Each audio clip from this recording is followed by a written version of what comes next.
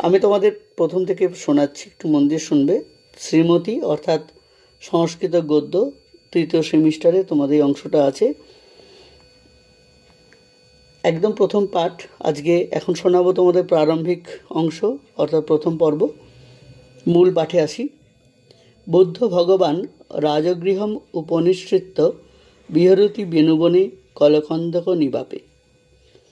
বুদ্ধ ভগবান বুদ্ধদেব রাজগৃহম অনুসৃত্য, রাজগৃহম উপনিষৃত্য, রাজগৃহের নিকটবর্তী স্থানে বিহরতি আশ্রয় নিয়েছিলেন, বেণুবনে অর্থাৎ বাঁশবনে, অর্থাৎ বাঁশবন যাকে বেণুবন বলা হয়ে থাকে, বাঁশবনে, কলকন্দক নিবাপে, কলকন্দক নিবাপ নামে একটি গ্রামে, সেখানে তিনি আশ্রয় নেন।